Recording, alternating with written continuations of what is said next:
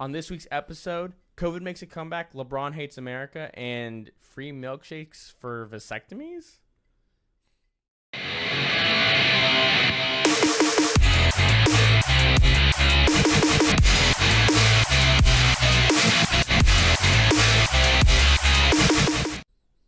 Welcome back to another episode of the Counterculture Podcast. I'm your host, Christian, along with my great friend and co-host, Taylor. How's it going?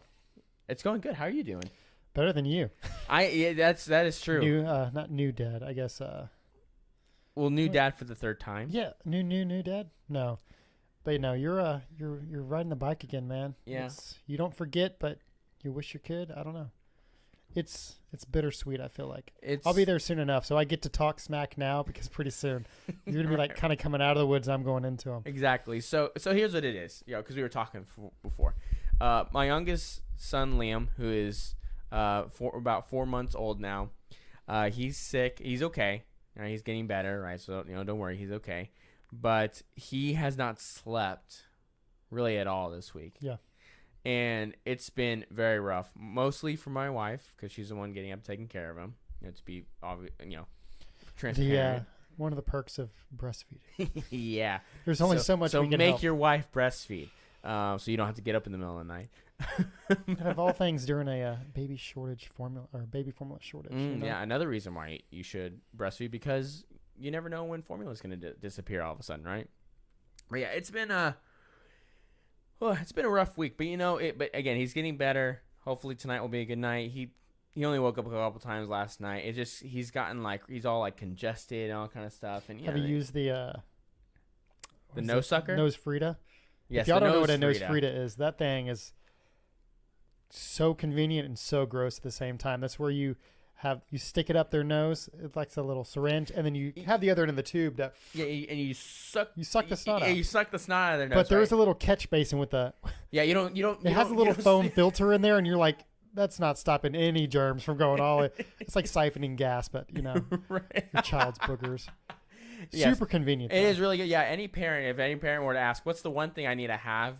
It's the nose Frida, or we call it the nose sucker in my house because that's what the kids they can say that. There you go. And what's funny is, it's traumatizing to toddlers. Do you also use it, or are they old enough where they blow their own nose? Yeah, they're good enough for we help them, and so we still use it from time to time with our kids, especially with Lila, too. It sucks the life out of them. It does. Because you really have to terrifying. Because and you really got to you got to really go and don't waste your time. You're better off doing it really strong the first time and sucking out what you can than dragging it out, because they, like you're about to say, they freak out. They scream. They're like, ah! Well, you're also if it's not pulling what you need out, all you're doing is sucking air out of their lungs, so they feel like they can't breathe. Yeah, they're yeah, it's funny because you can see the look of horror on their face. Typically, the other spouse has to hold them down, and you do it, and then by the time they're screaming, but there's no air, and they finally catch their breath, and then the crying comes. Yeah, it's but yeah. If you're looking for an alternative to spanking or other punishments, doing that is good because it's traumatizing. I'm kidding. I was gonna say something. Don't spank your kids. But no, that's good and bad at the same time. So yeah. Hey, my kids listen. Gotta keep you on your toes. I said, do I need to get out the nose sucker? And they're like, ah, and they'll run and go do whatever I ask them to. So it works. So whatever. It's good. Yeah. I gotta find ours. Maybe I should just get a new one. It's been long enough that. Let me tell you, just get a new one, because after time, it starts to fall apart because it's not the little pieces don't attach. It doesn't have very as good of a seal. Yeah, so you just gotta just get a new one. I kind of work on my own cars, so they have the. Yes. If you ever bleed your own brakes, you have to hook it up to a little siphon device, and if you're only a one-man team, you need what is called a power bleeder. Okay. Because if not, the other person has to be in there and pump the brakes to get the fluid moving. Okay, yeah. So the power bleeder is basically like a hand pump. So you put the little line up against, and so forget nose Frida. We're gonna go automotive. We're gonna go full industrial. Yeah, we'll max that thing out to 30 psi. Get some boogers. Man. You'll get more than boogers. You might get some brains in that one. There we go. Oh man. So before we kind of jump into everything, make sure to go subscribe to the YouTube channel, hit the notification bell, right? So that when we try to premiere our videos, Keyword try. Yeah, YouTube's interesting. So yeah, we'll YouTube's just say stupid. it's a new frontier. YouTube, you are stupid, okay? Because we had, if some of y'all may have noticed, right, we had our video set for a 9 a.m. Saturday morning release, Saturday morning cartoon, right, time slot. Yep. And it just didn't do it. It just kept saying, like, coming soon, coming soon, coming. Anyway, so click the notification bell, and hopefully we'll be able to do the premiere normally. We'll see. I don't know, right, because YouTube's stupid, right? But do that. Like, subscribe, share the show with your friends. Leave a comment below, please. Just say something that helps with the algorithm. Might as well. So say whatever. Say I hate you. Again, like I said, I don't care. Just put something in the comments. And again, I'll be looking for the person that does just go ahead and comment I hate you, right? Because I'll know at least you were listening. That's all. That's all I care about, right? So do that, and of course, make sure you go to Apple and Spotify. 5-star reviews. Make sure you download. Again, share the show with your friends. And then you can go to our Instagram at the Counterculture Cast. And then from there, you can find our other social medias as well. I didn't want to forget to say that because I haven't been saying it the last couple weeks. But, I just, hey, we're not whatever. perfect. I mean, last week, I was just more focused on the fact of our great interview, which was so awesome. For those of y'all that watched it, I hope y'all enjoyed it as much as we enjoyed doing it. Mm-hmm. Carla was awesome. If you didn't catch our last week's episode interview, you definitely should, because it's a great story. We need to get her back on just to even finish. Yeah, because there's more story. Yeah, there's more to her story. And again, we could have another 2-hour conversation. So we will have her back on soon for those of y'all enjoyed. Again, I got a lot of good feedback from that. But I mean, what's so crazy is every week that goes, I know I've said this before, is every week that goes by, we think we've seen like the worst of everything, and it just keeps getting worse. Like everything just keeps getting worse. You can't surprise us anymore. No, well, again, like if you ever talk to yourself, say it can't get any worse than this.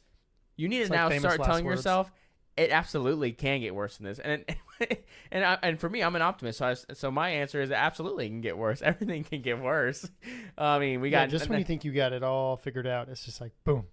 Yeah, well, I mean, you have the world falling apart, right? Because we saw the silly Russia-Ukraine stuff. You have food shortages happening. Inflation skyrocketed. Was it 9.1%? I think it was now. It's like, I mean, and then there was an interview with head of I think Black Farmers of America. I think is what the organization is called. They're talking about you should probably expect food shortages, because fertilizer is 200% more expensive than it was last year, and so it's just. Well, did you see that at least one, if not I think two, fertilizer plants blew up or caught on fire? There's been a lot of fires lately, so. Yeah. I don't know. Yeah. The only thing I've seen with that is that apparently based on a yearly amount, the fires that we've seen aren't abnormally more than or usual. Yeah. But the problem is, of course, we're noticing. So maybe it's just that we're noticing. I don't know. There's a lot of things where I just don't know what to believe, right? And a great actual example of this isn't on our docket, but it made me think about this, is this week we've had 2 instances with the president, which shouldn't be really surprising with who our president is, right? Of who do you believe, right? And it was 2 things. So one, he was doing this speech in, I think it was in Delaware, maybe it was somewhere else, talking about how... Is that the one where he's in front of that trash pile or whatever? Yeah, okay. I think so. And he's talking about how growing up around emissions and everything affected him and other people that were growing up with him. And just talking about how that, what did he say? He said, that's why so many people, along with myself, have cancer. And, of course, anyone that hears that, you're it was people were like, wait, what just happened? Yeah, they're like, did the president just, tell us on national television that he has cancer? And now, again, that came from his mouth. And the White House's response is, he misspoke. That's not true. Oh, it's he meant that he's had various skin cancers that have been removed. Yeah, and it's first off, I'm like, okay, I've never heard, no one's ever talked about that, so I can't, but why should I believe you, nameless White House press person, that I don't know who you are, right? And then following that, it was announced today that the president has COVID apparently, and he has mild symptoms, and so he's, Yeah, but he was when he came on, he was like bragging about how it's okay because he's double vaxxed and double boosted. And it's like, well, then it's totally okay. It's totally how efficient these things are. Right. And again, it's not even a question of efficacy, right? It's just the point of, it wasn't even the president that announced that. It was some White House person that announced that he, including whatever her name is, Jean-Pierre, the press secretary. And it's like, why should I believe you? Why should I believe him? I don't know what's true, right? Because again, something can come out. I'm not even saying that President Biden has cancer. My point being is that the president could say something out of his own mouth, and they can say, "Oh, he misspoke. That's not true," right? But then someone else says that's not him. Says he has some sort of medical condition, and we just assume, I guess, they're not lying. I mean, so the biggest point I'm making is just that we don't know what is true and what is false at this point. It seems like everything can be redacted at this point, which is weird because, I mean, typically if you said something on air that was what it was, and you had to like disprove it or prove otherwise.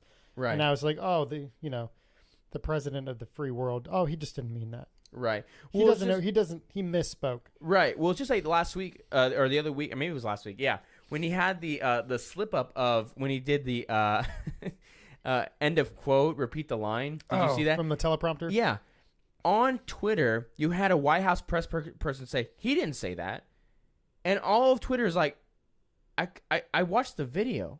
What are you talking about? And then in the most Orwellian fashion, in the transcripts that you can read, they changed the words he said to make it look like he says, let me repeat the line. It's like, that's not what he said. He's reading the teleprompter verbatim, Ron Burgundy style, okay?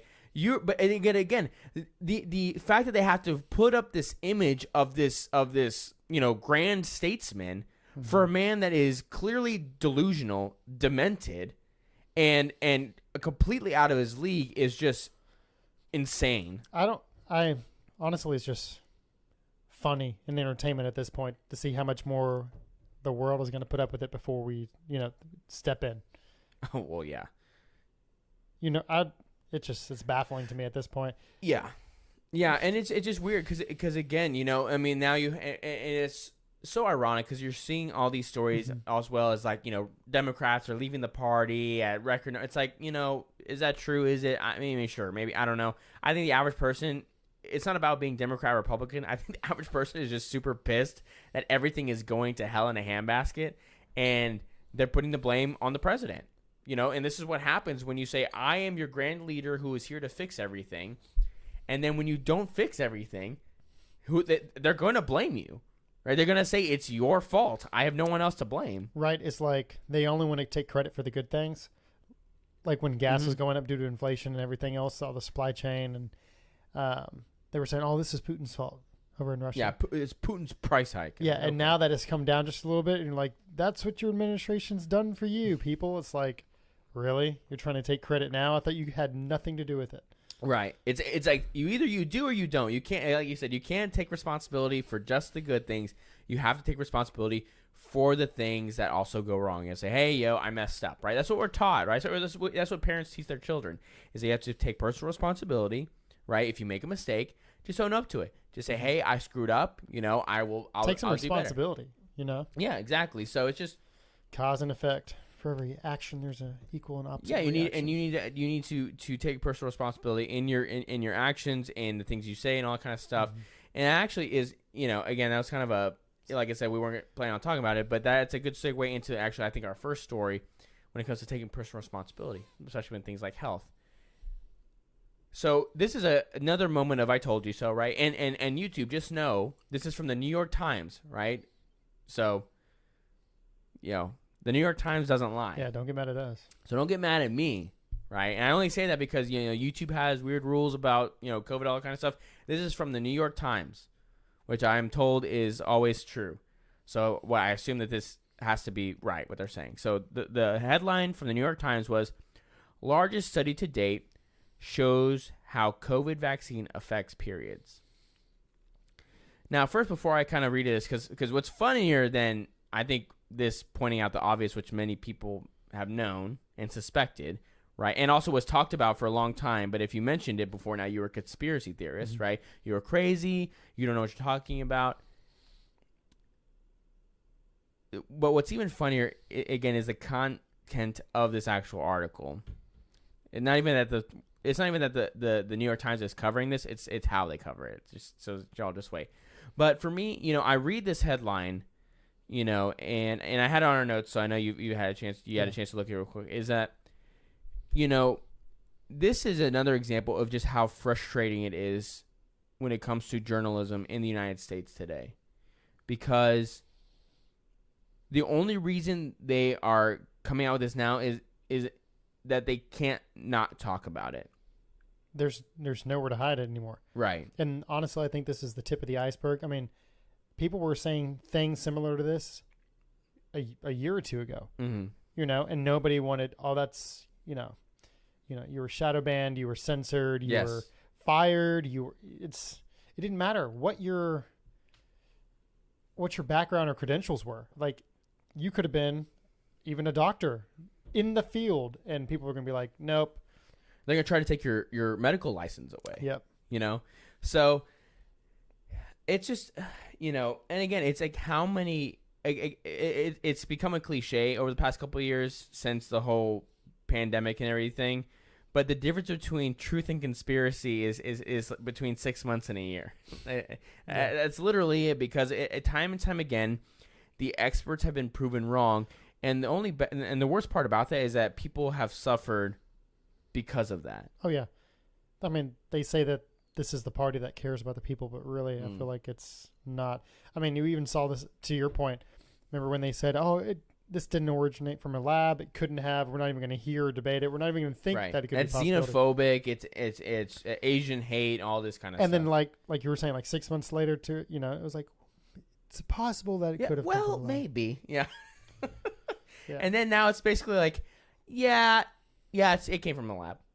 And we're like, oh, so like we said, 3 months after it happened, because there was this, the Wuhan Institute of Virology, right, where it was first Fauci's name found all over the place. Oh my God. Did you see that he announced that he said he's going to retire after President Biden leaves office? He better.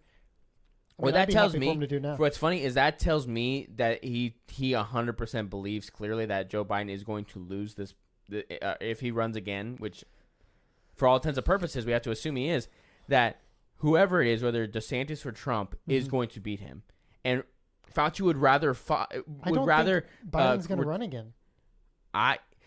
He hasn't said yes or no. I think he's done. But the problem is that if that's the case, that then people have to start announcing that they're running here soon, because then you have 2023, that's the primaries. So people have to start announcing by the fall. And if they don't, he literally basically has to. I don't think he's got it in him. Here's why. I mean, it's gonna be Weekend at Bernie's. You know what I mean? Well, like on steroids, because it was Weekend at Bernie's already. But now he's, jokes aside, I don't know how much more he's got left. Oh, teleprompter, like the cancer slip up, as we were already mentioning, like the gaffes they're not even gaffes anymore. It's just normal day to day. Yeah, it's Joe Biden. It was one thing to laugh at with the occasional slip up or falling up the stairs and things like that. Oh my God. Now he falls off a bike and nobody even bats an eye. I mean, there's a few jokes about it on the internet. The Biden fall challenge. Brandon falls. Is it Brandon Falls? There's something like a Biden bike challenge. I think it's where I've seen pictures of people that take pictures of themselves falling over in the same spot in Delaware. No, but that spot on Delaware, if you look it up on the maps, that street name is called Brandon Falls. No, it isn't. Are you serious? Yeah, that's the funny part. So they were like the whole "Let's go Brandon Falls." Oh, that's awesome. That is. I love. I like where people marked the ground. They. Or I think someone even wrote in chalk, "Joe Biden fell here," or something like that. Oh man, sometimes people are so great because we're so snarky. People are Americans are so quiet snarky as much anymore. Did you see that one where Joe Biden was getting out of the car and like what did that guy yell? Oh, didn't he just say "F you guys"?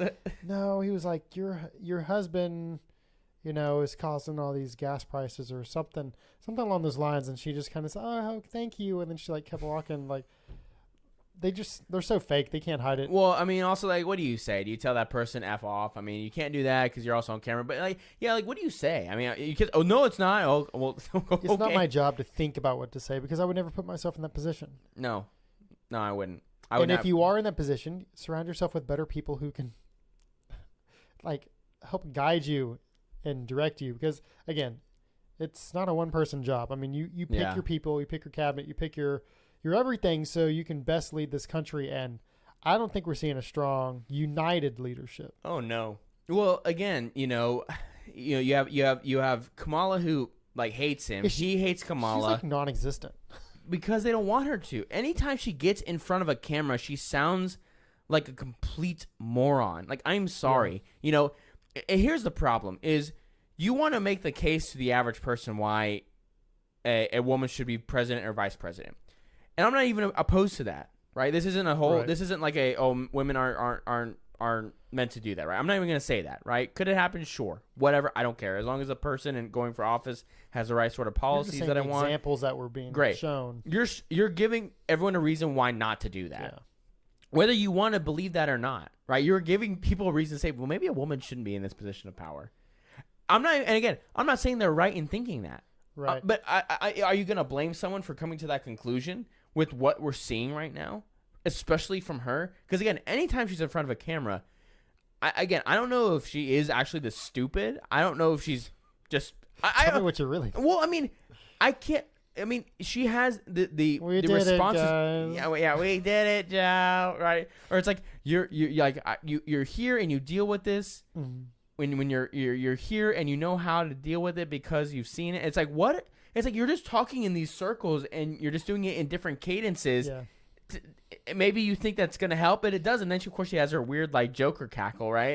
Yeah, her jokes that lead, or not jokes, but her like speeches that lead to nothing. It's just at the end of it, you're like, all those words made sense, but nothing made sense. Right. It's like I understand the words you said, but you didn't give us any sort of message, right? Word vomit. I mean, but here's the thing, right? I mean, this presidency can really be like totally brought, pulled together, and like you have the did you see that she was in Louisiana for something? And the White House had made some sort of banner, or somebody made some sort of banner. They couldn't spell Louisiana right. It was spelled wrong. It was missing an I.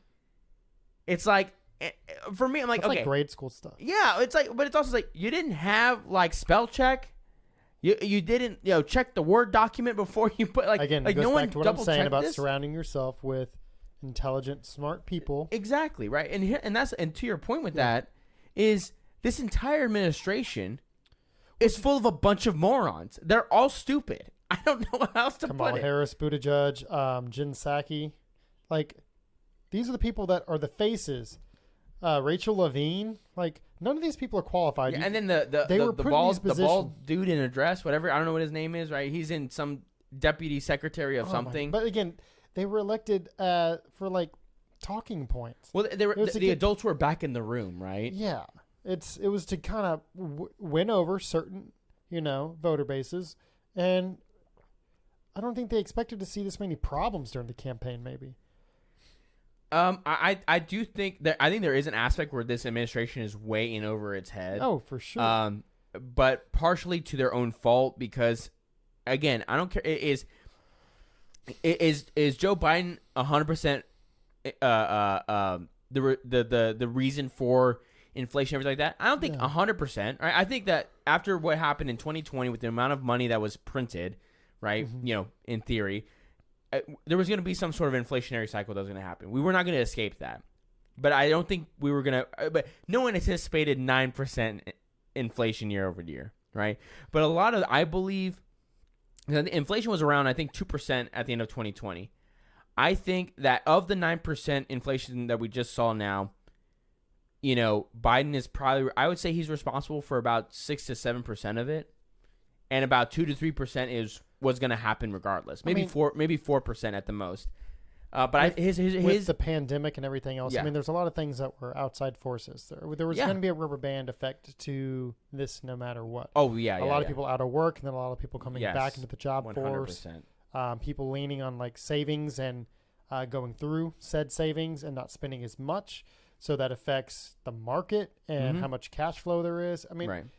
and then you want to get into this campaign. I mean, the amount of money that was sent to like other countries for relief. You talk like Ukraine is a hard one to kind of talk about because of what was going on, but we were sending money to other countries that didn't even make sense. You know what I mean? Right. It all started with speedboats to Sri Lanka, which that is real. You could watch. You can find articles on that. You can, and then you also had Pakistani gender studies, right? Millions of dollars like there, or something, right? too. Yeah. So it's here and there, right? And here's the problem, right? Is foreign aid in theory a bad thing? Maybe not necessarily. Granted, I think who's giving us money? Well, no one. Number one. Number two, we have so many problems within the borders of the United States.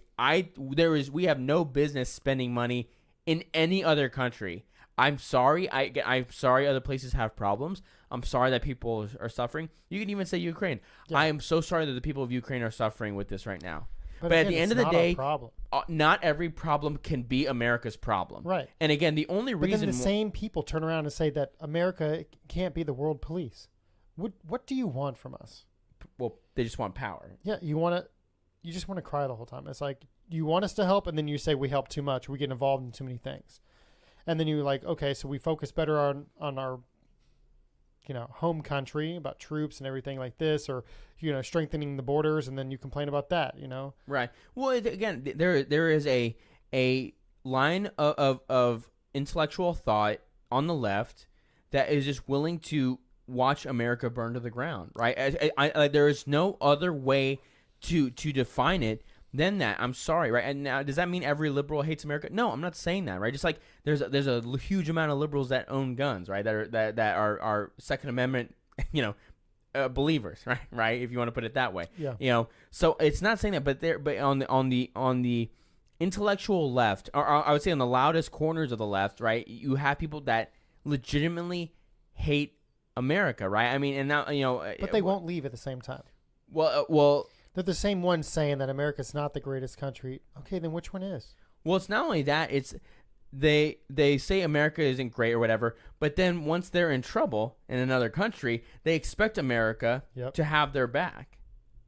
Well, you can't hate the country and then expect it to save your ass when you're in trouble, which I know you're impressed. That was a good segue, that right? Was pretty good. Because this has been a developing story, right? So this kind of goes into our next is and we'll probably go back to those first, but I wanted to do this is that Brittany Griner, the WNBA basketball player, which most of y'all probably still don't know who that is because nobody watches the WNBA. They don't. Yeah. Good for them. It is completely subsidized by the NBA. If the NBA pulled out all the funding, you would watch the WNBA disappear overnight. It's just reality. Well, it doesn't make money. No, it's a complete money loser, 100%. Right? People The NBA props it up for the sake of equality and progression, which is cool. But no, it's not. Have you watched women's basketball? We have a ways to go. Maybe if we made it, and I'm not even going to say it. I was going to make some joke about like what is it, powder puff football? And you know how like yeah. See if they did basketball like that, I think I'm sure a lot of people would, but that's sexist people. And misogyny. It's toxic masculinity. And we've had a lot of great female guests on our show, so I don't want to go that way, even with jokes. Here's the thing, though. Those women that we've had on our would laugh. Yes. And also agree with us. Yes, they would. That's the thing. I've been trying to tread lightly, but yeah, I mean, they get a lot more viewership. The point I was trying to make is nobody watches. It doesn't make money. So therefore, those people who were saying, well, female athletes don't get paid to the same. Well, they don't bring in the same kind of capital. This is capitalism. Money. Yeah. You get money when you make money. Meritocracy, people. It's meritocracy, right? There's no. Brittany Griner has no business making the same amount of money as LeBron James, even though LeBron James is an asshole. She has no business making as much money as him. Why was she even there? I don't know. I'm asking. Do you know? So for the WNBA, right? They don't make a lot of money, right? Now, granted, they still make six figures, I think, or the top stars do. I don't know what the exact money amount is. I don't care. The average WNBA player probably makes $50,000 a year. Okay, that's because it sucks. Okay, I don't care. WNBA sucks. No one watches it, so they get paid garbage for pro sports. Fine, but that's because no one watches. So a lot of the players will go play overseas to make more money because the seasons are at different times of the year, right? And so that's what she was doing. Brittany Griner was over in Russia because she was playing. Okay, and so but while she was there, they found I think it was marijuana, and she was detained because that's against the law in Russia. Now here's the thing. I'm a typical Law and Order guy to a certain extent. If you break the law, you are going to get punished to the full extent of whatever the law is. If that happens to be in Russia, to a certain extent, that's too bad. You knew that was not okay, and you should have done it. Can we say like, oh well, marijuana shouldn't be illegal? Sure, we can make that argument, but partially, you can't make that argument in another country, because we have no business telling another country what to do. People think that just because they have a certain belief that it transcends other borders.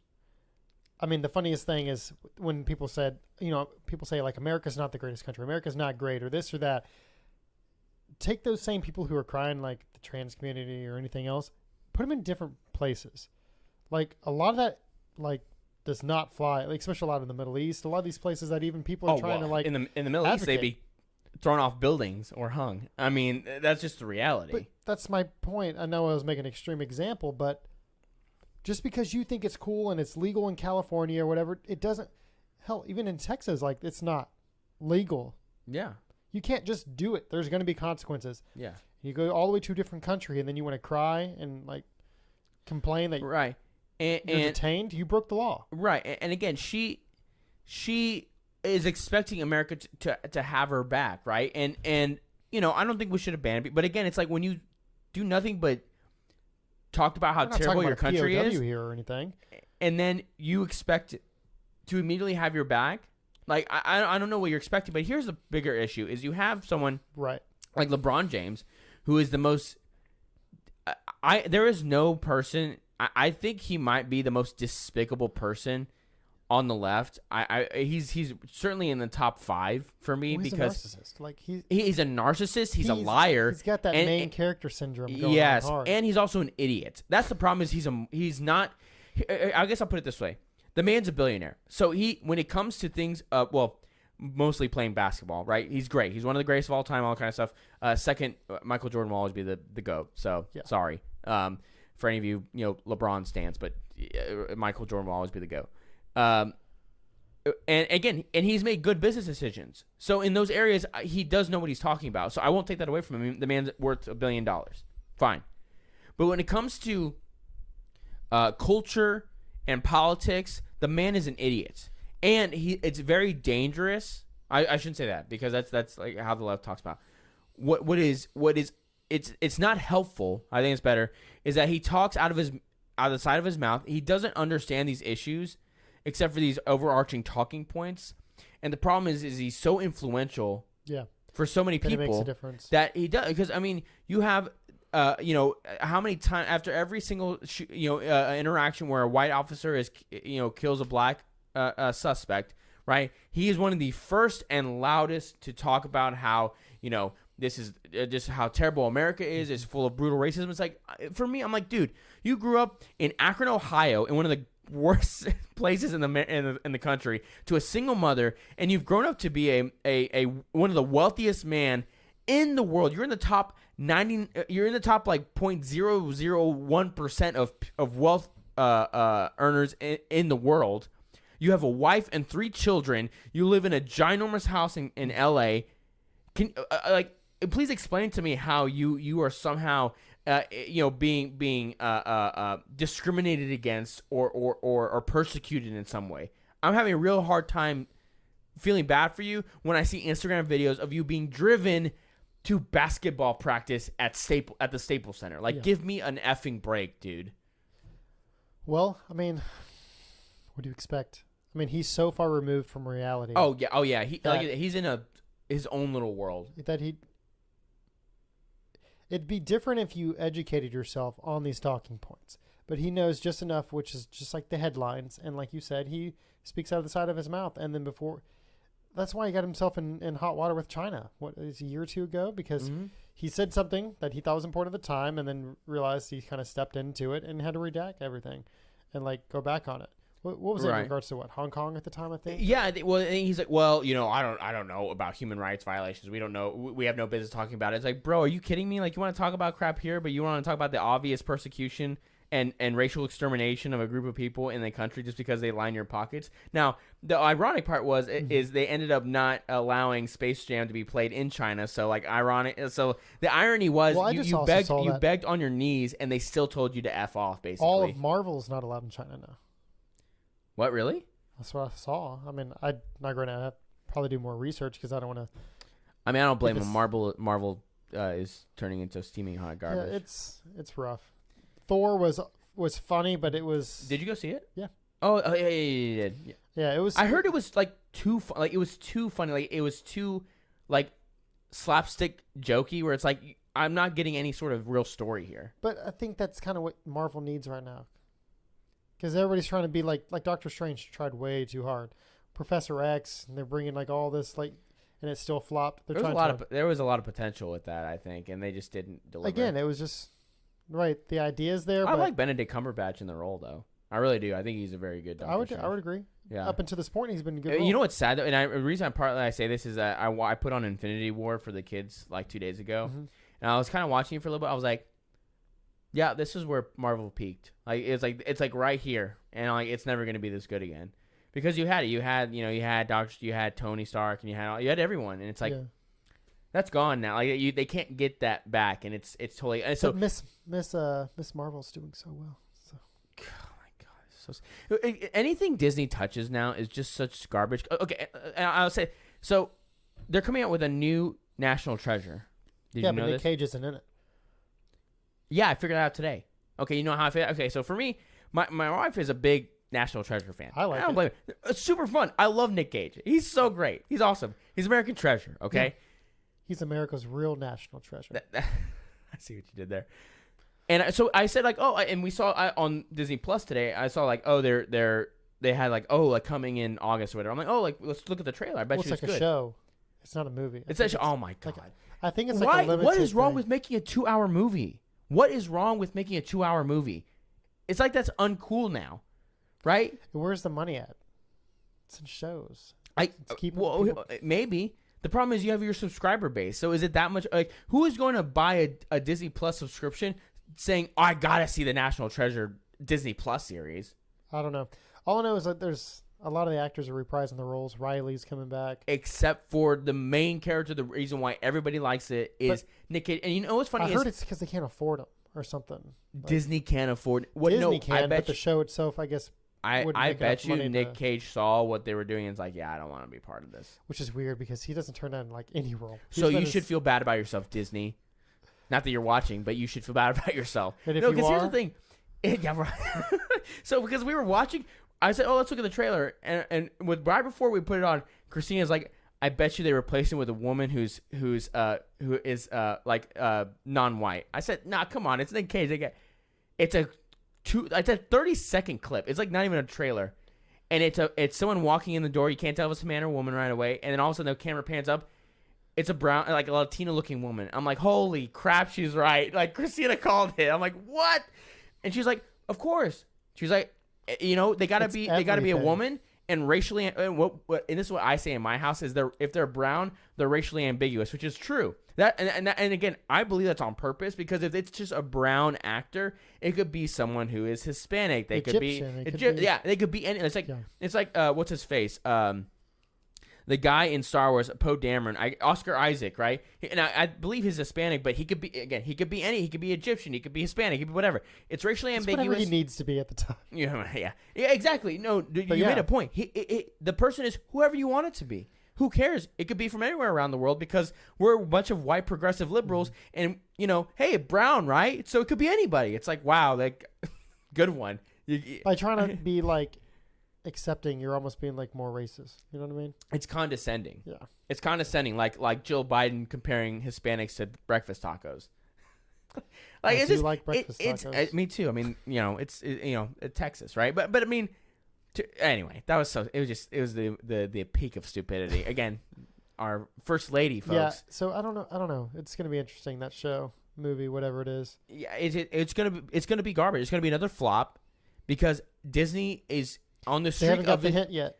No, they haven't. And they're in a streak of just everything they touch turns to crap right now. Yeah. Hopefully they'll turn around because it's a great brand. I mean, the problem is the Daily Wire. I don't know if you saw, the Daily Wire surpassed them as a podcast publisher, right? So I mean, that's a big deal to surpass Disney as a podcast publisher, right? And now Disney owns ESPN, all these who knows what else, right? And they're putting on all these podcasts, right? So to be taken over by the Daily Wire, I mean, that's a big deal, right? That's a big deal, right? And why, alternative media is going to be the future, right? Ultimately. So, anyways, to get back to it, so LeBron, right, was on where he had this conversation. He's on his show, The Shop, which sucks. It's on HBO because it's just a bunch of liberals just complaining about everything, right? And it's basically the same ones every time. And when they brought up the Brittany Griner thing, LeBron said, what did he say? He said, now how can she feel about America? Wait, what did he say? Now how can she feel like America has her back? Oh, okay. He can't speak very well. And then he said after that, I would be feeling like, God, he cannot speak. I would be feeling like, do I even want to go back to America? Which, again, it's this attitude. It's like, stop speaking for her because clearly she does. Oh yeah, she's begging America to do something about it. And you're like in your ivory tower, being like, "Dang girl, you should make a point and just stay over there." I wouldn't come back. Would you? I wouldn't even. If I was her, I wouldn't even want to come back to America. It's like, really, bro? Really, you prefer to be in a Russian prison? Kiss my ass, LeBron. Like, come on, dude. It's just. But can we just take a step back and realize that if she wasn't who she is, nobody would know and or care.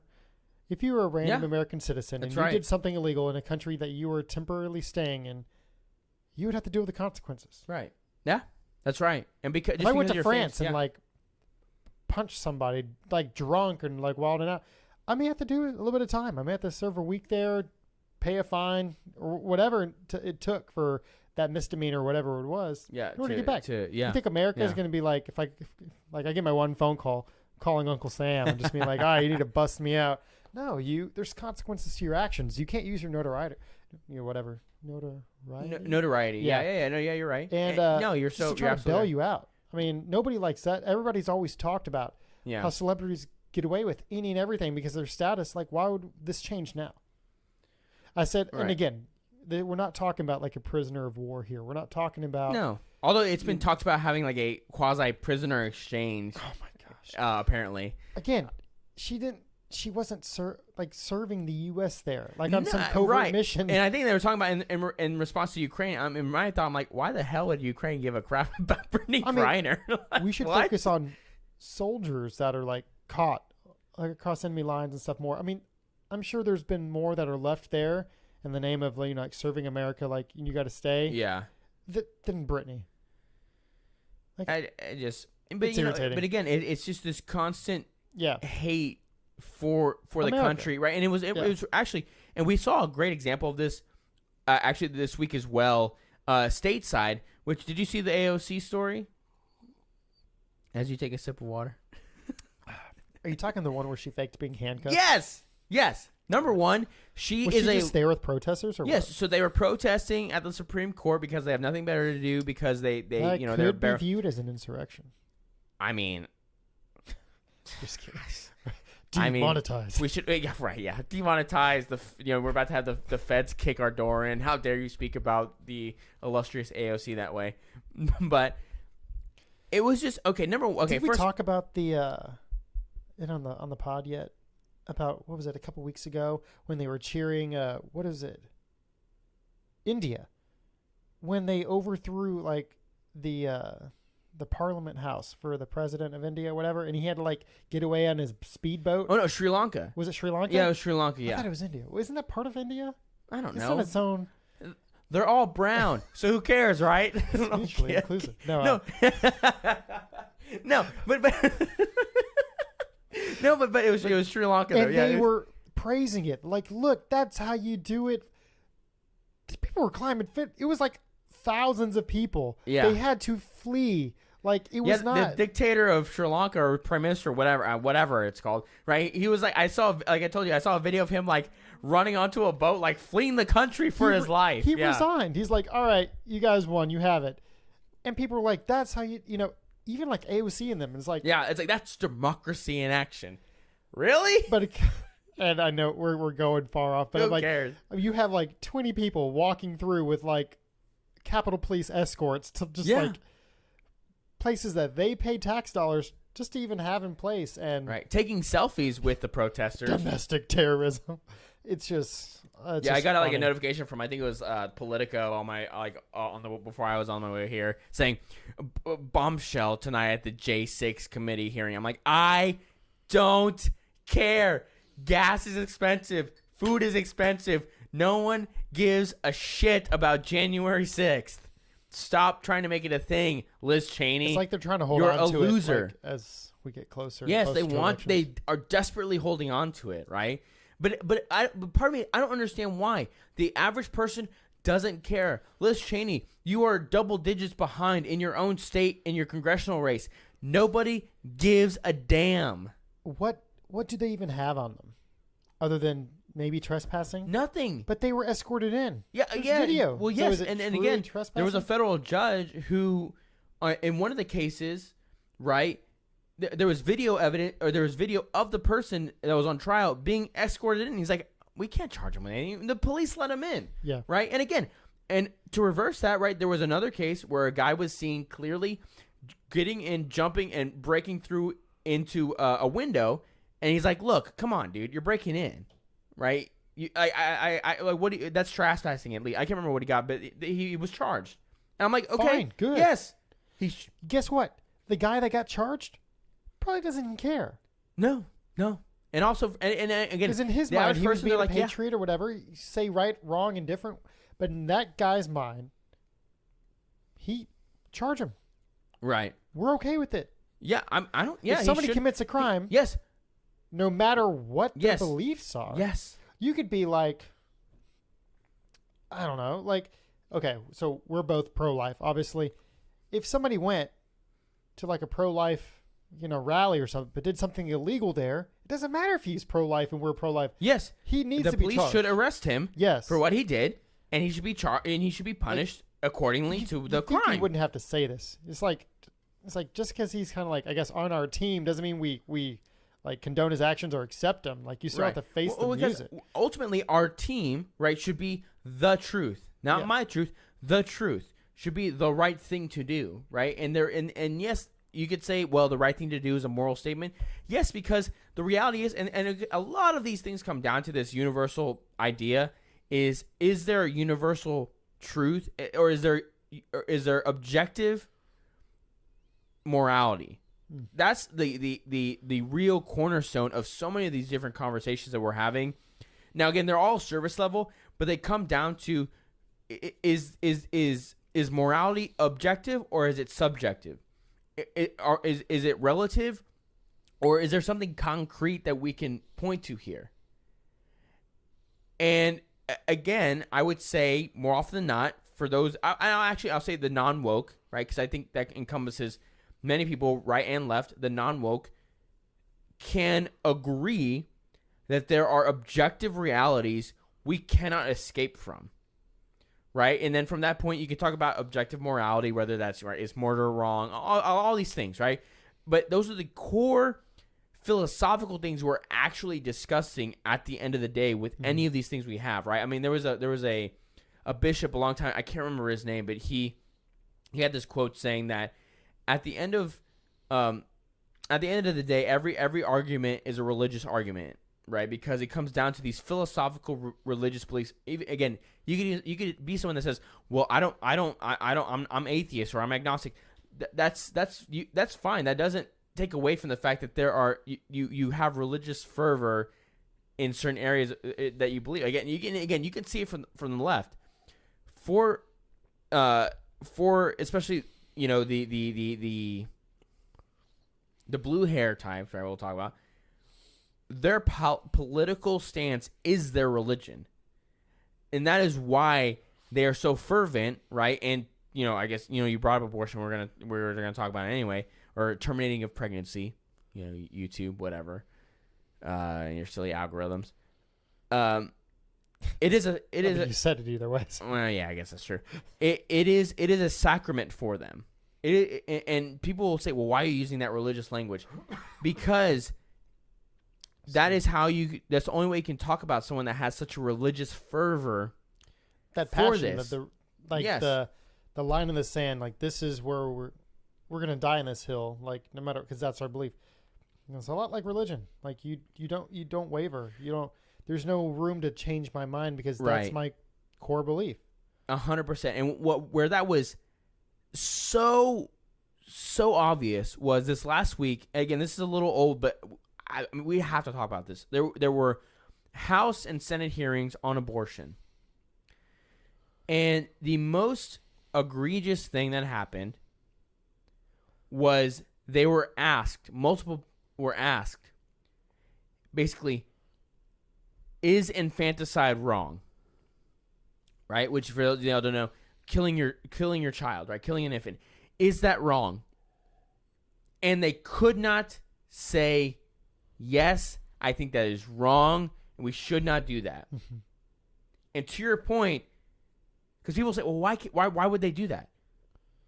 Because of that religious a commitment to the line that it must be available to me, right? I must be able to terminate my pregnancy. But it's also just selfish. They're just worried about their body, their choice. But here's the thing: is if you get one of these people to admit, once the baby is born, is it wrong to kill them? If they say yes, and this is why they said no, this is why they said that's why they refused to answer the question. Because if they say yes, infanticide is wrong, then the next question, of course, is, well, if it's wrong 2 seconds outside of the birth canal, why is it okay just prior, before the baby goes through the birth canal? Yeah, why is it okay here but not okay here? And they can't answer that question. Well, they don't want to, because then they're held accountable to it. Correct. Yeah, they want to leave it like a muddy water situation. They don't want to define it. Correct. 100%. Just like they don't want to define what a woman is. Yes. Yes. Exactly right. Is they refuse we start changing the definitions. The naming of everything to birthing people or menstruators. I mean, just so derogatory, and it's just for a party, like you said, for the party that seems to care about people and stand for women. How degrading! What a degrading way to view and to talk about women. Everything they do is so open ended. Like it's like they don't want to be backed into a corner or backed into something where they stick to something they believe in. They're so fluid. Even years ago, for gay rights, and then suddenly it's like both parties are like, this isn't right, man and woman, and then they flip, and then they cater, and then next thing you know, you put them in a corner, and they're like, well, now a small minority group, we want this, and they're like, okay, you too. It's, I don't know, to me it's just it's like catering to the highest bidder. It's like, okay, who wants to pay me now to say what? And they just keep going. How is it? Ooh. Pretty good? That's pretty good. You want some? I'll take some. Yeah. This is from shout out to my buddy Shane, who gave me this from Treaty Oak, # not a sponsor. It's like an old fashioned that's made for you. It's like all you gotta do is put it on ice. Right, so for you bourbon lovers, we don't have any ice. I mean, if you want it, I drink it neat sometimes. True. Not all the time, but sometimes. So you can do it neat, but we don't have any ice right now, right? But it's pre-made old-fashioned for you. So here, give it a shot. It's pretty good. It's quite tasty. Has a nice pungent scent to it. Little orangey. I know, right? That's quite a segue from talking about what we're talking about. But to what you're saying. After talking like that, shoot, you need. I need a drink because it partially. No, you're right, because part of me, I'm like, I don't understand. And here's the thing: they were on television. Like, you can go get the videos of these people saying it. And here was one that was just unbelievable. So I took this quote out. Yeah, I saw this too. Yeah, we had a clip we were gonna pull out, but we forgot. It doesn't matter. But you I can may find splice it in there. Well, if you do, that'd be good. Because anyway, hold on. Okay, so let's get to this. So one of the first hearing was So the hearing was aimed at discussing abortion and the legal consequences of the Supreme Court decision in Dobbs v. Jackson's Women's Health Organization, which overturned the landmark case Roe v. Wade, effectively kicking back abortion restrictions to the states. And what was her name? Sarah Lopez. Okay, and this was from the Daily Mail. I can't remember. I think it was from Daily Mail. When she was asked about abortion, so she said, Sarah Lopez, an abortion storyteller for pro-abortion groups. I know I said terminate pregnancy, but I've said the word I don't know how many times now. But it's quoted. It's the Daily Mail. Okay, YouTube.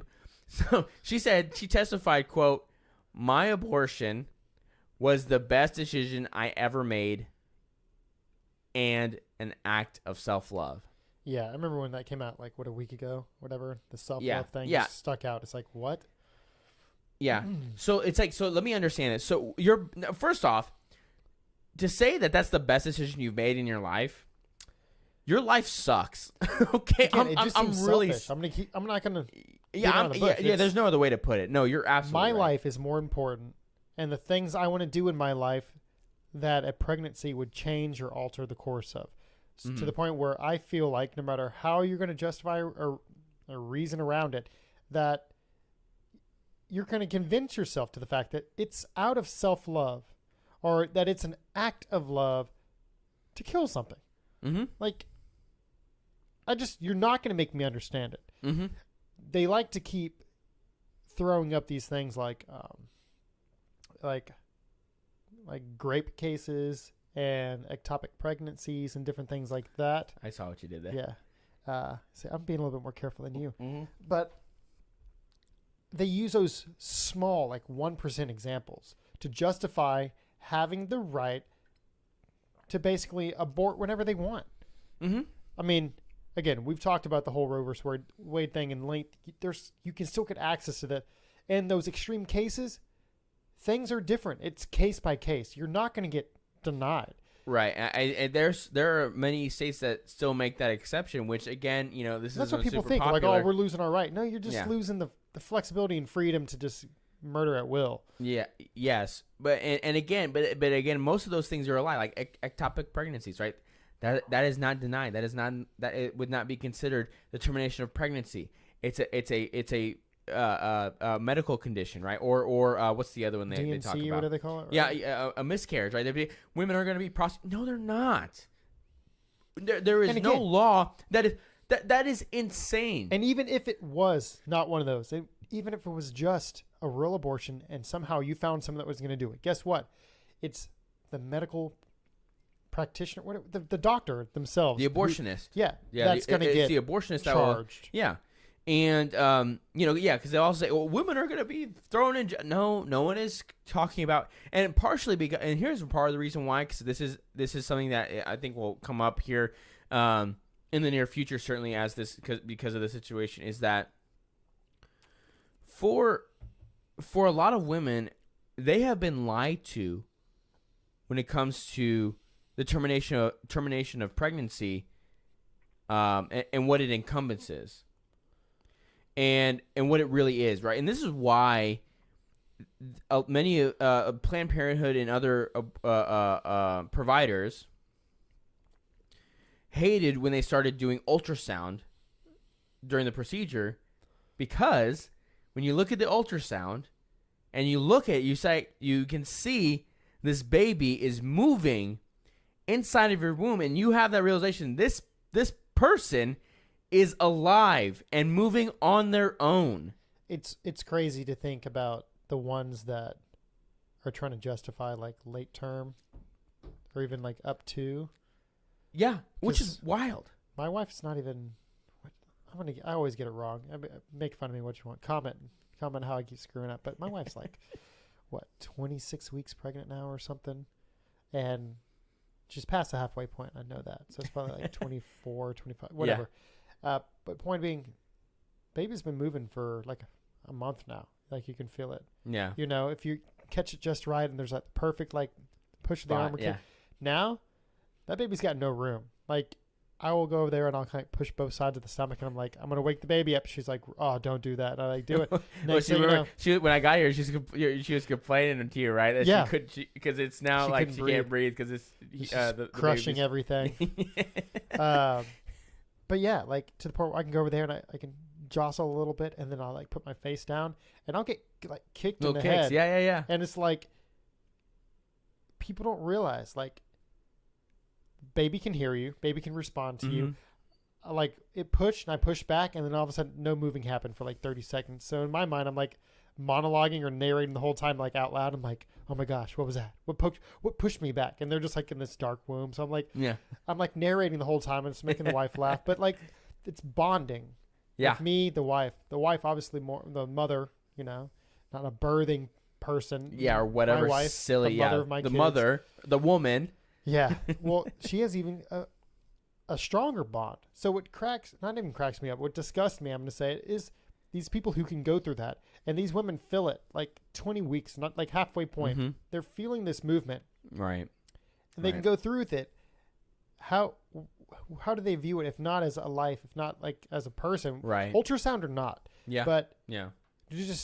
Do they convince themselves it's parasitic? Like, what do they do? Because the more you dive into it, and think about the specifics and the details, and you ask those questions without just being, vague, they can't answer. And they don't want to answer. Well, exactly. Well, because when you get specific, right, when you get down to specific definitions, they start to lose. Because there was even this viral TikTok that was going around, you may have seen it, where this guy is talking to these pro-abortion protesters and asking about, where they stand on, on the issue and they're like, oh, it's healthcare. Right? They say all the slogans and everything. And then he says, okay, well, let's do this because I want to try to have a conversation with you. And so he pulls up a website that shows the fetal development, right, at every stage. And he says, where do you think it is appropriate to go ahead and terminate the pregnancy? And where do you think it's not appropriate? Right. And this guy is a kind of old school liberal first trimester sort of guy. Still think that morally makes no sense, but that's where he was. And these young women were saying, looking at what develops at what week, right? And they said, oh, well at this week, you shouldn't do it after that. Or at this week, right? And they were all somewhere between 6 and 10 weeks based upon what they were reading at what was developing. And he was making the point that y'all are stricter than what I'm saying right now. Do you realize that? And you see on their face, they're like, oh my God.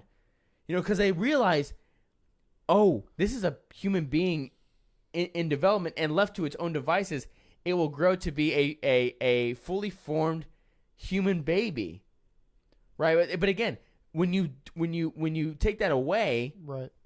They want and the point you're making is that they want to muddy up definitions, right? And I'll hopefully you'll be able to put this clip in, but there was this Berkeley professor who was talking to Josh Hawley. It was viral. It went everywhere, talking about who can get pregnant, right? When it comes to the issue of abortion, is it a woman's right issue or what is it, right? And this girl is muddying up. Well, it can be, you can have trans men and non-binary people can get pregnant, so it's not just a woman's issue, right? And so he's like, so what's it an issue about, right? And again, hopefully we can put the clip in here so y'all can see, right? Because it's just bizarre and it's just ridiculous, right? But for me, I'm like, good. I'm glad y'all are getting out there and talking about it, because when the average person sees this, they roll their eyes. Well, they roll their eyes like, that makes no sense. That is crazy. What are you talking about, right? But the more that we've muddied up definitions and the roles of men and women, the more we're just in this. The only way I can describe it is this place of despair. Yeah. Right. We're in despair, right? And we're doing these weird things that are virtue signals, but they're damaging. And actually, that's going to kind of round us out with this last story. because I had to talk about this, okay? Because this is just, we talk about the emasculation of men, and we talk about how weak men make hard times, right? We've brought that up many times on the show.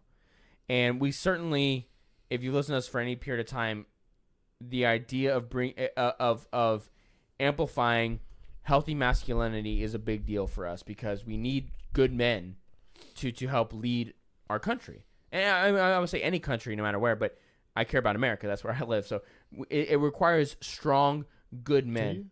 Do you? I do. To lead, right? Again, this is not against women, but the reality is you need strong men. This is the way it is. You can like it, not like it. I don't care. That's just what it is. And the complete destruction of masculinity has brought us to a really sad and pathetic place, ultimately pathetic. So this is a story out of Nashville. So this is from timcast.com. It says the headline is, quote, snip for shake. Nashville hot dog joint gives out free milkshakes with proof of vasectomy.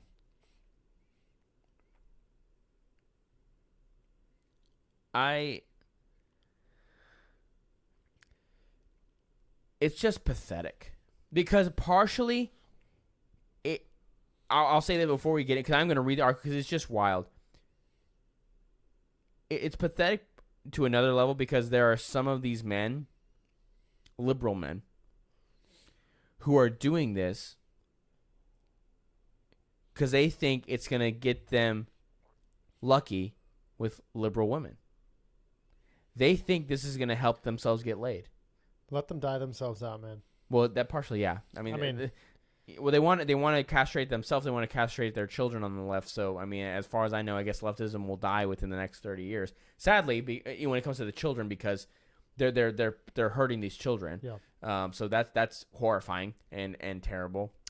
Would be an interesting take is to the argument where like, well, they can adopt if because adoption's pretty hard to do, especially like now.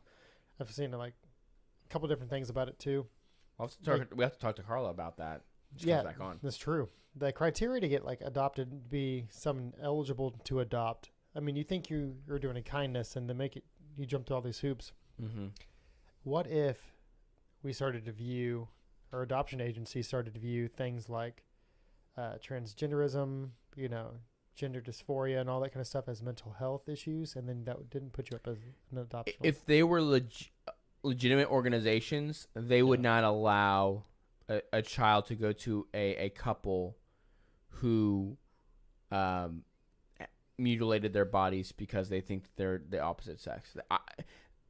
In my opinion. I mean, and you know what's funny? You know what's it's funny a hard about stance, that? But there's an argument to be made about the child's well-being. Yeah, you know what's funny about that though? What you just said, because conservative or the non-woke, right? Because I'll put a bigger umbrella. We have this uncanny ability to kind of predict the future before it happens. From what you just said, I bet you we're a few years away from seeing a story, and it gets on the legal aspect and maybe up to the Supreme Court, about a religious adoption agency denying a transgender couple the ability to do it because of that. I could see it. We're a year or two away from that happening. If it's not, again, there may be a story about it now. Again, and if they can't adopt and they're not birthing people or whatever, how are they gonna? I mean, they're gonna burn themselves out. I'm just saying, you bring up a very interesting point that I think we'll have to go back to this episode. We may be, again, I'm not even here. We may be a year from now. Yeah. Talking about a story of this happening and getting it tied up in a legal battle all the way up to the Supreme Court. Partially because nothing. This back to what you said in the beginning. Nothing would surprise me. No, this is uncharted territory. Right? Because here's the thing. This goes back to our original article in the beginning. Is in the New York Times article talking about the study of how the vaccine is for the virus is affecting menstrual cycles. They mentioned trans men in the people that are affected, so again, and I think you said this before we got on. So it's like, okay, so this affects women, people, because that's biologically women are the ones that go through a monthly period. Yeah, because that's a whole other weird thing. If you're a trans man, but you haven't transitioned, you're still a woman? Because if you're menstruating... Well, you're always a woman, right? So biologically, yeah, chromosome-wise. But, like, if you lose the parts, then I guess you're not really menstruating anymore.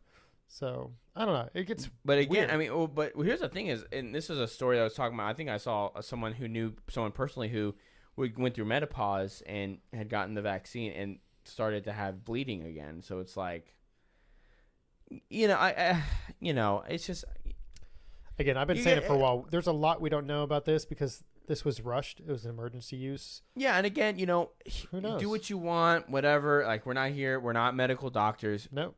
Whatever. All I know is that was ignored for a long time, and now all of a sudden it's okay to talk about. And for me, all I can think of is how many young, healthy women have suffered on that level because it was conspiracy theory and we couldn't talk about it, right? Again, I don't know. Well, I'm not going to pretend to know. With young men in was it myocarditis? Yes. And that was denied, and now there's they're like, truth to it. And there's countries that are saying, we're no longer allowing young men to do it because of that concern. Yeah, they're not at risk. This puts them more at risk. I don't know. I don't know. But is it not fair to ask questions? No. I mean, my God, you should always ask questions. That's part of it, right? I mean, my goodness, like, is it so wrong to just ask questions, right? And anyway, so back to this story, right? Because it is just wild. So yeah, so it's called Dogs. It's called Daddy's Dogs, which is quite ironic. But anyway, it's calling the promotion a snip for shake deal. Okay, the owner of the restaurant, Sean Big Daddy Porter, told Newsweek that about 25 men have taken him up on the free shake offer so far, which is those 25 men are pathetic. We thought this would be, he said, quote, "We thought this would be fun and a unique way to get the word out about vasectomies for men," Porter said. "It's a way to put the ball in the guy's court and will hopefully also help break the stigma that comes along with men's health." So we'll stop there real quick. What is this? What stigma is he talking about? I don't know, but good for them. Let them go.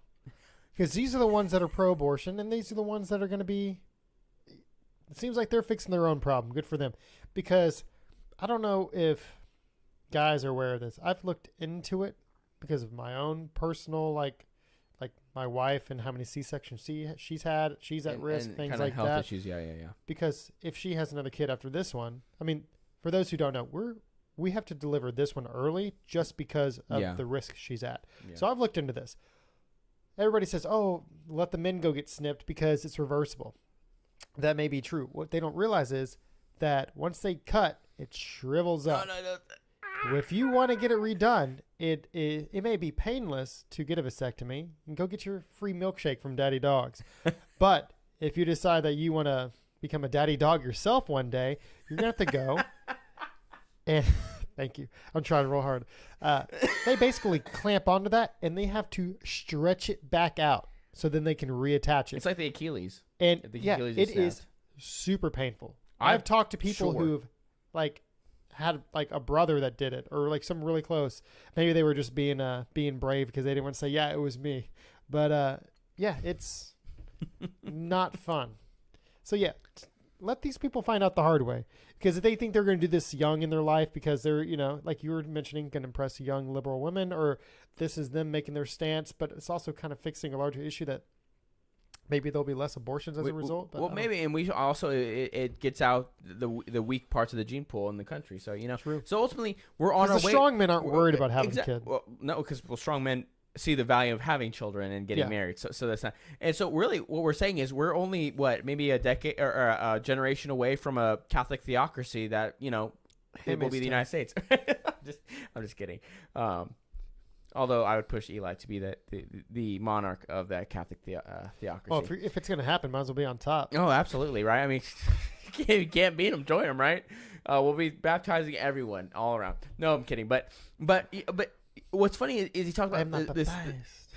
I love Nacho Libre. It's so funny. So well. What's funny? What's so sad is that movie wouldn't be made today because the idea of a white man portraying a Hispanic is seen as or even as offensive. everybody's famous Robert Downey Jr. I'm the dude disguised as the dude. Oh playing my the other god, dude. one of the greatest. And again, I don't know if you saw this when he went on Rogan. And no, it was Jamie Foxx when he went on Rogan.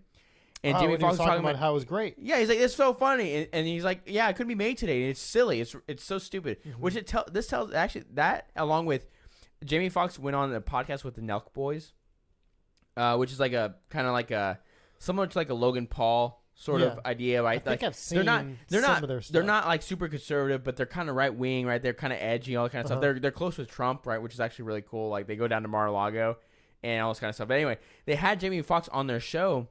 And he was talking about how he was with a bunch of black guys, right? And they were down in I think Florida, and they were on boats and everything like that. And they were in the Trump parades or the and all his friends were like, oh, he's like, and Jamie Foxx is like, bro, I'm from Texas, like, don't worry, right? And like they pull up and he talk about how they had a great time, right? Getting on other people's boats, taking shots. Yeah, they're like, bro, you're like Jamie Foxx, but like, so part of that tells me is like Jamie Foxx is probably he's probably a liberal guy, but he's not psycho. Because it's like, I mean, I'm not. Well, for me, saying I disbelieve you. I'm saying like it's surprising because typically he's from, Hollywood is. I think he's from Dallas. He's from Texas. I know that, but I think But he's then from you the look at Dallas everybody's favorite, like, Now I have to look. all right, guy. But see, even Matthew McConaughey is He leans outside of pretty the left. gun. Outside of the gun little thing that he had at the White House, which was silly and stupid. Right. He's pretty reasonable, but it's also why, like, because we talked about him running as a Democrat for the governorship. What was that? Almost a year ago now. I mean, it was maybe at the beginning of this year. I don't think it was a year ago. He can't run as a Democrat because the Democrats are psycho. So he would have had to have run as a Independent or something. As independent, but you're not going to win, right? I know I have to look. Terrell, Texas. Where's that? Now I have to look. You're talking about Jamie Foxx. Yeah, I'm talking about Jamie Foxx. I'm so curious now. Yeah, it's right outside of Dallas. I was right. Not that matters at all, but I was right. So the more you know. Yeah, the more you know, right? So he said it's he was talking about the stigma that comes along with men's health, which I'm not sure what the stigma is outside of if you get a vasectomy and don't even have kids, you're kind of a pathetic loser. But maybe that's the stigma. But that's a stigma we should keep because you are a pathetic loser if you do that, in my opinion. I guess stigma of men's health. Yeah, I don't know. Like what? Prostate cancer? Yeah, go get checked, people. Right. Well, you should because you got to do what you got to do, right? What's the magic number where you should start checking? 40. We still got a while. Well, you got less than 10 years. Just saying. We'll get here quick. Maybe I need a pre-screening. Just get it over with. So Tennessee has. So for this guy, he's in Nashville. So Tennessee has an abortion trigger law that went into effect after the Supreme Court overturned Roe v. Wade as of June 28th, and the procedure is banned after 6 weeks of pregnancy, which critics argue is before most women know that they're with child. And my response to that is, well, maybe you should be more responsible with who you're having sex with, women and men, right? You should both have personal responsibility. How about let's control where we put the thing, right? Don't put that thing there, and you'll be fine. What was it, 6 weeks? Yeah. And so most women, what, every 4 weeks? Well, I will say if they are on hormonal birth control, their cycles can get all whacked out and everything, so fine. But at the same time, I still don't care. Like, you got to take responsibility. Don't put that thing there, and you won't have a problem. Right, yeah. Right? I know people like scoff at that. But even to what I was saying, like, even if you're regular, if your hormones and pregnancy, if your birth control's all out of whack, go back to your doctor. I mean, they have different ones, lower hormone. Like, you may have to find what's right for you. You should take no hormonal birth control. I sound like if such and such is not right for you, consult your consult your medical find out what's right for you. Yeah, but no, right? for real. If you're on irregular cycles, then that's your shame on you because again, you should be regular. Talk to your healthcare professional. But most people get it every 4. Yeah. Yeah. Right. If you're not regular, you got about a 2-week grace period to find out, or simply get a test. They're at every corner store. Go get one. H-E-B, Kroger, like Randall's if you're they're still up north. Albertsons, Eckerd's. Like, Albertsons are still do you around. remember Eckerd's? But there's one Randall's still. Well, it's on 1960, which you should never go anywhere near. You gotta stay away from there. Yeah. But my point is, they're accessible. They're cheap. Oh, for you H-Town people, you know what we're talking about. Stay away from 1960. 1960. Yeah. Well, there's nice parts of 1960. A lot of prostitutes. 1960 is long, and there's some bad parts. Yeah. Because it goes all the way from 290 to 45. That's a long way. Past 45. Well, I'm just saying. All the way I through guess, 59. well, yes, it goes. Oh, yeah. So it goes from 59 all the way to 290. It's a long way. And most of that is really bad. It's a lot of stoplights. Let's just avoid it altogether. It is a pretty crappy road. Yeah. Yeah, it's not great. Anyway, so stay away, Houston people. But yeah, it goes to, like to your it's point. accessible. Like you have other things, but you're making it even more simple. Like you can do the deed. Maybe you should check. Or maybe you should not have sex with someone you don't have a child with. Like, I know that's a wild thing. And that's what I saw this. Well, don't have sex with someone you don't have a child with. No. I said no. I'm saying I'm like, don't what have came sex first, with the someone. chicken or the egg? No, don't have sex with someone that you don't want to have a child that with. makes That's what I was saying. It right? sounded like you said, don't have sex with someone that you don't have a child with. Well, it's like what Brittany has sent us that TikTok from Catholic Answers, right? Of these people saying, like these leftists are rediscovering the institution of marriage and the idea. They said, like one of them said, like you should only have a child with someone once you know that they're a good match and can provide for you. It's like, you mean getting married and committing? You morons! It's like that's the funny thing about leftism. Is it goes so far left it comes back around, and then it realizes where it's at, and then it has to shoot back to the left. Oh, no. Yeah, like, oh no, we don't want marriage. Marriage is bad. Marriage is bad. Yeah. Oh man. 3 lefts make a right. Yeah, it's just wild. So anyway, so like they said that most women don't know they're with child yet, which is again that's too bad that for me you got take personal responsibility. So this guy Porter announced a deal on a TikTok video, of course, just like why not? That's where everyone goes now, right? And he said the world is a pretty crazy place right now, but I have a way to make it a little bit better. I don't know how this makes it better. And then he said after that, it's our snip for shake deal. We're giving away 1 free milkshake with proof of vasectomy. Just bring a note from your doctor saying you got the snip, and we'll give you any milkshake you want. Which, again, for me personally, there can't be any milkshake that could be that good on one level. I'm sorry. It's, for God's sake, it's cream and vanilla or chocolate ice cream, for God's sake. So, in the video, a man can be seen using the milkshake to ice his genital region, which is quite pathetic. There's nothing like an ice-cold milkshake after a vasectomy, Porter asserts, which is kind of weird. And at the end of the video, and he's really trying to sell these milkshakes. Yeah. Hey, capitalism at its finest, right? Hey, snip your balls and come have one of my milkshakes. Well, typically, like most, I guess places use like a coupon. You come in, you get a free fry, but with the purchase of an entree or something. That's how they get you, get you hooked. That first taste, and you keep coming back. His it's like today we had a coupon for a free 10-inch pizza from Crust. # not a sponsor. #hashtag delicious. I love Crust. Crust is the best. It's not bad. It's the best pizza in the area. You think so? What's better than there? I don't know. I have to think about it. Tony's is pretty good. It's right outside our neighborhood. That's pretty good. There's a place that does Tony's have been there forever. Yeah, that's pretty good though. That's pretty good. It's more that New York style. Yeah. Like the owner is really cool. I like talking to him when I go in there. But there's this like Flaming Stone place down the road, which I think does like the brick oven side. I bet you theirs is pretty good. I wish we haven't gone yet. So as of now, not bad. Crust is the best pizza place in the area. But they cut it into squares. I'm more of like a triangle guy. You can ask for that. You can ask them to do traditional cut for the pizza. See, that just seems like a whole lot of extra. So now you want to? I gave you a solution. Now you want to complain? What are you? A birthing person? Maybe the wife likes it. We'll keep going back. It's quite Big Don's is where I like to go. I get the Big Don, but I sub Alfredo instead of marinara. See, I need to try that. Are you gonna leave me hanging? I'm a white sauce pizza guy. Once you go white, you never.